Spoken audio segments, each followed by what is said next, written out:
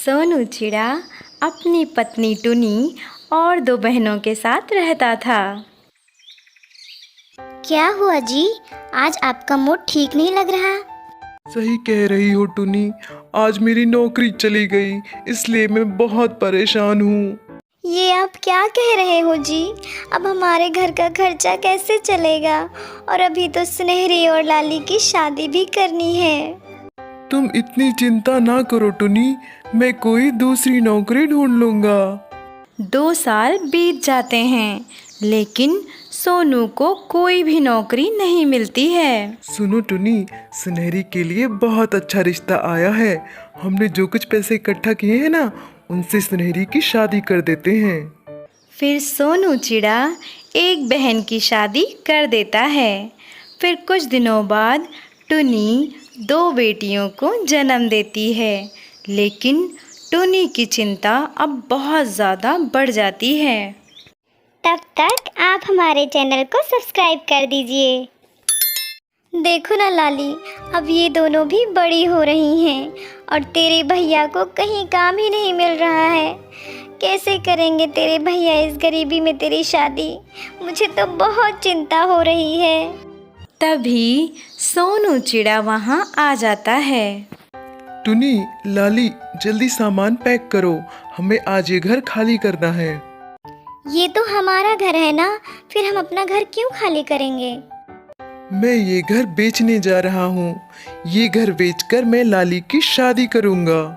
ऐसा ना करें जी, आज आप अपनी बहन की शादी के लिए ये घर बेच देंगे, लेकिन आप मुझे बताइए, फिर आप अपनी बेटियों के लिए क्या बेचोगे कल? शांत हो जाओ टुनी, अब तुम ही बताओ, अब मैं क्या करूं? मेरी तो कहीं नौकरी भी नहीं लग रही है और घर पर जवान बहन को रखना भी तो ठीक नहीं है। जमाने भर के लोग ताने मारेंगे। इस तरह से सोनू चिड़ा अपना घर बेचकर अपनी बहन लाली की भी शादी कर देता है। अब सोनू अपने परिवार के साथ किराए के मकान में रहने लगता है। सुनिए जी, घर में खाने को एक दाना भी नहीं है, बच्चे भूख से तड़प रहे हैं। इस मकान का किराया भी अलग से देना है। मैं कह रही हूँ कि आप कोई छोटा मोटा बिजनेस ही कर लेते। तुम क्या चाहती हो कि मैं अब ठेला लगाना शुरू कर दूं? इतना पढ़ने लिखने के बाद मुझसे ये नहीं हो पाएगा, समझी ना? आप ठेला नहीं लगा सकते ना, लेकिन मैं तो अपने बच्चों को भूखा नहीं देख सकती, और अब मैं खुद उनके लिए कुछ करूँगी। हमारे घर में महिलाएं बाहर जाकर काम नहीं करती, समझी? मैं कोई ना कोई नौकरी ढूंढ लूंगा। ऐसे ही कुछ रोज़ लड़ाई झगड़ा होता रहा। फिर एक दिन सोनू चिड़ा बेरोजगारी से तंग आकर आत्महत्या कर लेता है।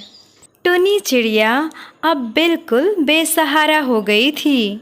अब उसकी दोनों बेटियों की पूरी जिम्मेदारी उस पर आ गई थी। एक दिन टुनी एक डाल पर बैठकर अपने पति को याद करके आंसू बहा रही थी। तभी कालू कौवा वहाँ आ जाता है। अरे टुनी बहन, तुम इतना क्यों रो रही हो? क्या बताऊं कालू भैया, जब से सोनू हमें छोड़कर गए हैं, तब से तो मैं बिल्कुल टूट गई हूँ, और अपनी गरीबी की वजह से मैं घर का किराया भी नहीं दे पा रही। अब आप ही बताइए, मैं अपने बच्चों का पेट कैसे भरूं? टुनी, तुम मेरे साथ चलो। कौआ टुनी को चूड़ियों के थोक भाव में बिकने वाली चूड़ियों के दुकान पर ले जाता है। टुनी, ये मेरी दुकान है और मेरी दुकान में सबसे खूबसूरत चूड़ियाँ रहती हैं। तुम ये चूड़ियाँ बेचकर अपने घर का खर्चा चला सकती हो। लेकिन कालू भैया, मुझे चूड़ियाँ बेचने का कोई अंदाज नहीं है।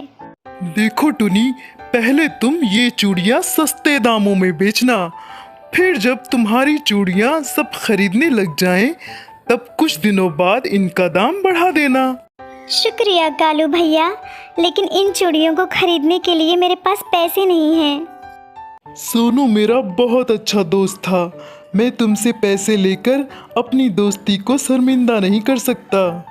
फिर टुनी वो चूड़ियाँ लेकर बेचने चली जाती है। चूड़ियाँ ले लो चूड़ियाँ, रंग बिरंगी और चमकीली चूड़ियाँ ले लो। फिर जंगल के पंछियों को टुनी की चूड़ियाँ पसंद आने लगती हैं। ये देखो मेरी चूड़ियाँ, मैंने टुनी से खरीदी हैं। अरे वाह, ये तो बहुत सुंदर है। मुझे भी यही वाली चूड़ी टुनी से खरीदनी है। इस तरह से टुनी चूड़ी वाली टुनी के नाम से मशहूर हो जाती है। कुछ दिनों में टुनी चूड़ी बनाने का काम भी करने लगती है।